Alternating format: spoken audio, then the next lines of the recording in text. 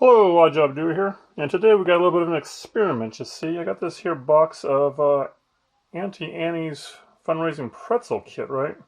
Makes 10 pretzels, dough, salt, mix, cinnamon, sugar, yeast, baking soda, and baking instructions. All I need is nonstick spray and 4 tablespoons of melted butter, optional, which I could find that, I'm pretty sure. Now this here is a little bit on the older side, if you can tell from the box, but let's tear into it and see what happens. Look at this, a coupon. Buy one, get one free. Nice. If I ever find an Auntie Annie store again, I'll try it out. So inside here, we got a bag here of stuff. Looks like some instructions, and another bag here of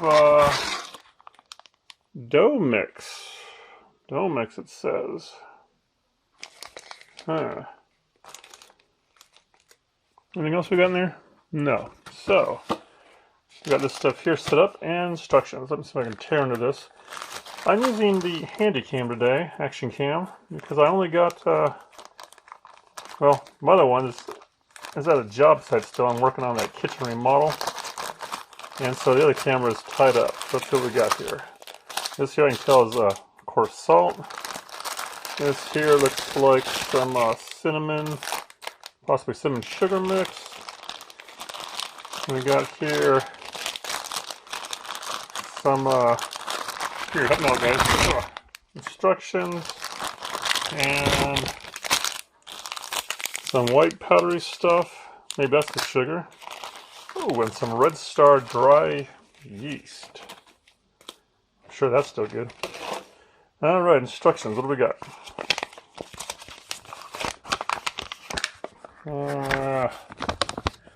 Pretzels and more. Instructions for pretzels.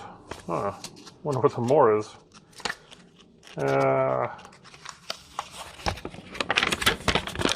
Alright, instructions for pretzels. Oh, and more. More's in the back. So we got monkey bread. What we can do with this kit? We got strawberry cheesecake dessert. Pizza? Look at that. We're not making that. Chances are you probably need strawberries. Yeah, a cup. Down at the bottom, pretzel dogs, if you go to their website. Gooey pretzel bars, pretzel buns, and cherry bombs. Okay. So, sticking on track here. Oh, what's included? All that stuff I talked about. Mix dough. So, dissolve active dry yeast packet in 1¼ cups of lukewarm water. Alright, so they didn't include any lukewarm water, and they didn't sit outside the package either. Alright, right there. Teaspoon, melted butter, nonstick spray. That's anything about water. False advertising. Okay, so yeast packet, we got that there. Warm water. That's it for 2 minutes. Add dough and mix to yeast water mixture and mix until ball forms. Alright, well, we just happen to have a bowl here, and I'm going to get some lukewarm water, which they give a number 1 next to it. I mean, there's a hint on here. Bacon tips. Do not add baking soda to dough mix. It will be used only during baking. So, lukewarm water. So, okay. I'm going to cut off here, get some lukewarm water, get the yeast in here, and let it do its thing for 2 minutes. Alright, it's been 2 minutes, and I can probably see a problem now, but I want to continue with this experiment. And we're going to add the flour bag, which is this big one here, right into this mixture of the yeast and water. Try not to get powdered flour everywhere. There we go, great. And then, switch to my strong hand, and stir it up. Now you stir this in until a ball forms. And if you're using an electric mixer, they say you can use it with the, the dough hook attachment if you have that kind of thing. But I'm just going to stir it with this here and see what happens.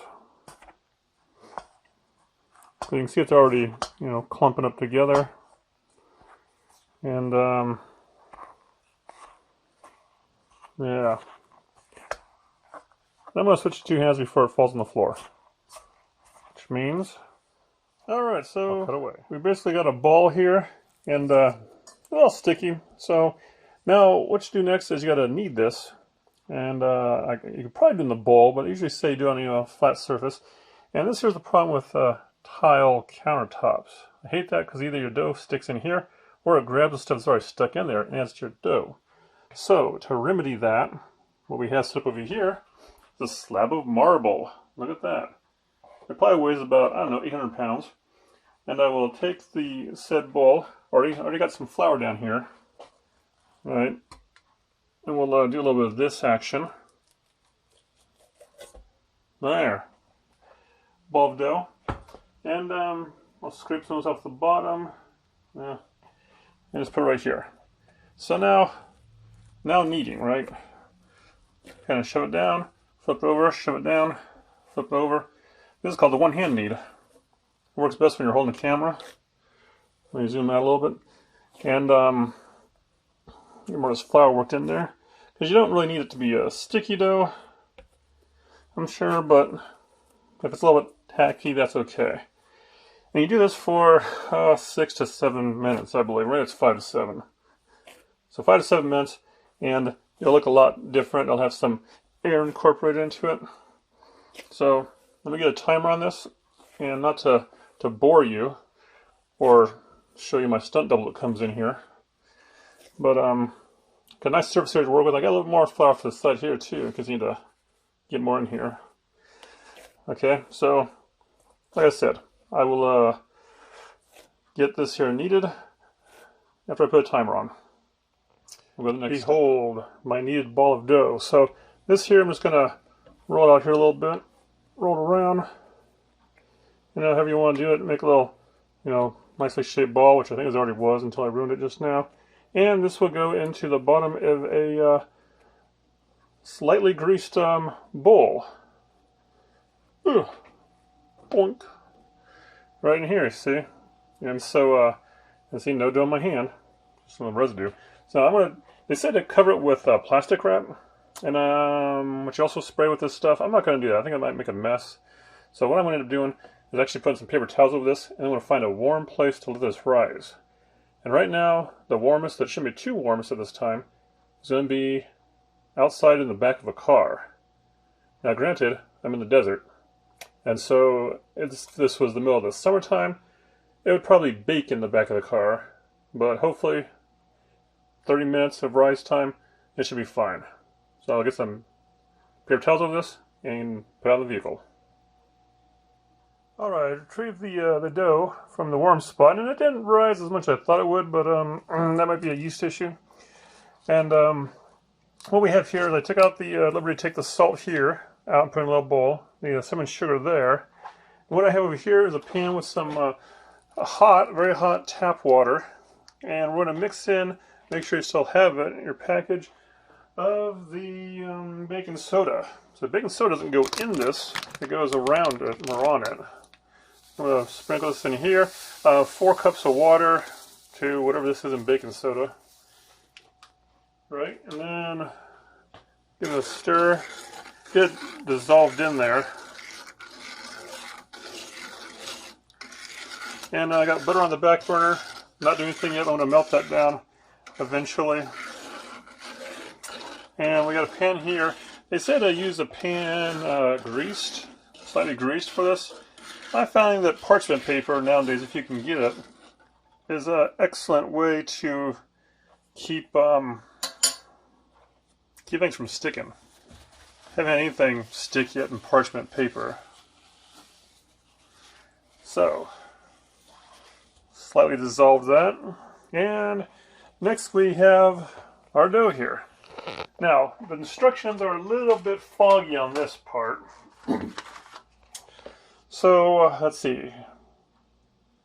You got your, let's say, spray a little bit on stick. Okay, so you cut strips of this dough to 1 1/2 wide by 8 inches long.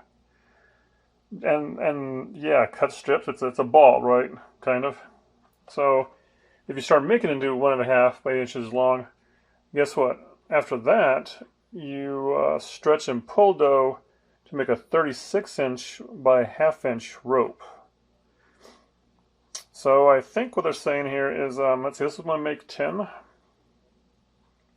So I'm going to partition this ball into 10 different partitions and then make that into the 1/2 inch by 8 inch long. I'll start with that. Makes 10 pretzels.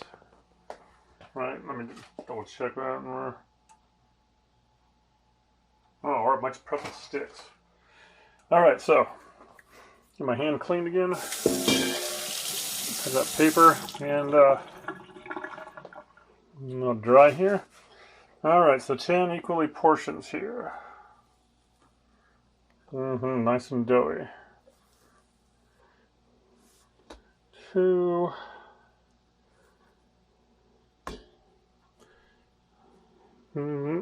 Yeah. Okay, well, I have a feeling this might turn into a mess real quick. So, let me 10 portion this out, and I'll get them into the right shape. Okay, so what I got here is I got my 10 portions of dough, and I started one off here. It's not quite 8 inches, but I don't know how important that is. All I do know is that I've never had a good time rolling pretzels, so we'll try it. But we got here maybe about 1.25 inches round, I don't know. We'll get this thing kind of moving here and see if we can't get it to 36 inches. My slab of marble here I measured is 24 inches, so I need to arc it and make another foot out of it. And this is probably going to be, once again, tough to do with one hand. Well, we'll see what we can do here. Stretch it on out there.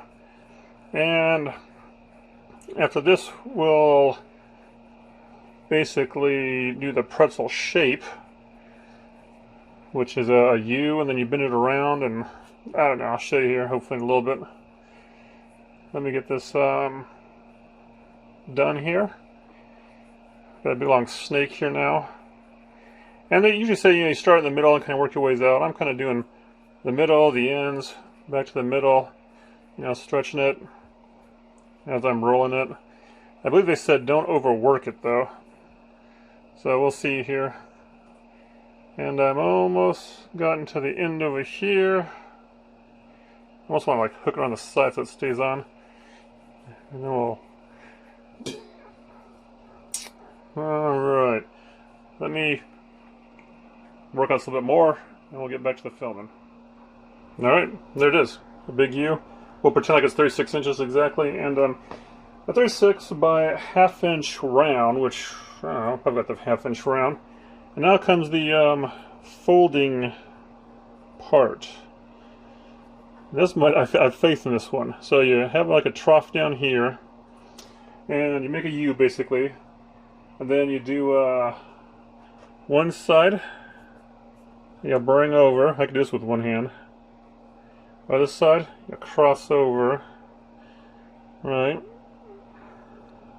So far, I'm making a big pretzel mess. Bring this in a little bit like that, and then I think you give it a twist where you bring that down like this, that like that, right, and then so you got a twist in there, and then you pull it down and attach it to the opposite ends with this thing in the middle. So it's kind of like something like this here, you see.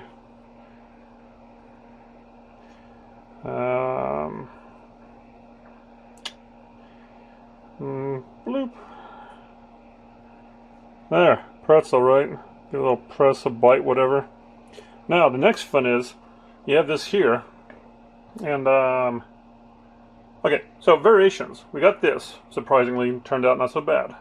The other variation is you stretch it out to, I think, the 36 inches, and you do 6-inch chop-offs to make a pretzel stick, or you can do 2-inch chops to make pretzel nuggets, which I'm going to probably make that here in a little bit too.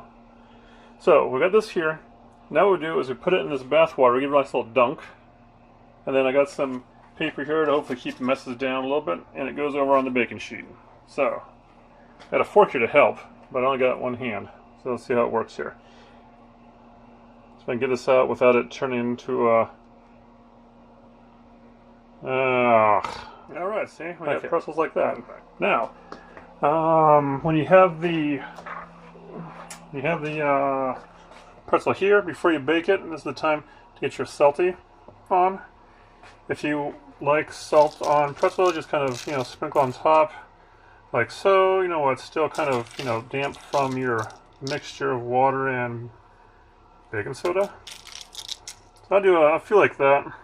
Now, if you want the sweeter one, the cinnamon sugary one, you don't do anything to them. You leave them like that. You bake them, and you can come back to them afterwards. And you apply the butter. But we'll do that later. I'm gonna have myself. But this right here, I got a rope laid out. What I'm gonna do is take my little fork here. I'll do about 2-inch cuts here. Someone needs to get the phone. Right? Like so. Same thing, give it a little dredge in the water mixture. Let it drip here. And place on baking sheet. Let's try it again. So, pretzel thing. Water. Drippy drippy. Baking sheet. Give them some space just in case they do expand. And I'll continue with these. And then they'll go in the oven, which is preheated to 425 for 5 minutes. Alright, so the timer went off and pop this thing open. You can see they're kind of forming, making shape. Glove on. Give this thing a turn of 180. Alright, pop the thing back around. Do this for the even baking. Alright, 180. And now, you close the door and let it go for another 2 to 5 minutes. Or until golden brown, so you have to watch it.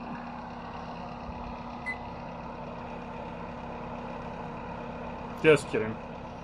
Alright, and just like that, they are fairly golden brown and such things, right? Not too bad looking. Nice little circle with crossovers. Here's some salty ones. Here's a little nugget.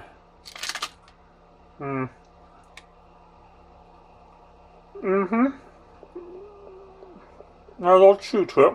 This is good.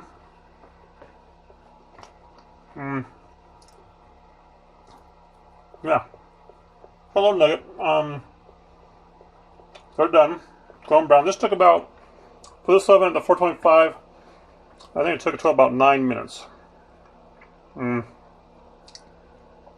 So, what I did is I put in for 5, and then after that I switched this around 180, spun it.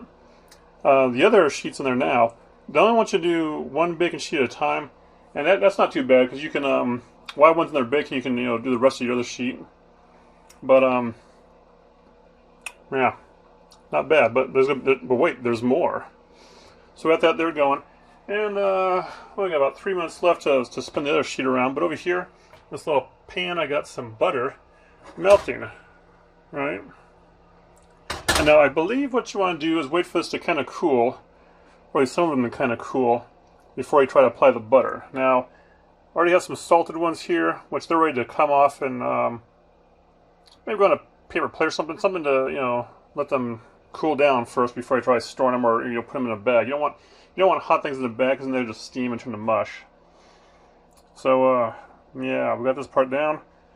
Butter's working here, so I'm going to create a station to do some added toppings. Alright, melted butter, eh? Little nuggets. Just pretend like this is the real pretzel. What we do here is we got a little station here with a little brush, you see. I'm just gonna go like this, get some butter up in there, come over here, give these guys some buttery goodness to them. Back over there. Right, okay, so do that all up, and then you can take your salt here, cinnamon sugar. Just do little pinches like this, run it over like so, right, and make it rain on it. And if you really aren't, no one's looking, you can go like this and go like that. You see, all right. Yeah, how about that? Is that a little bit better?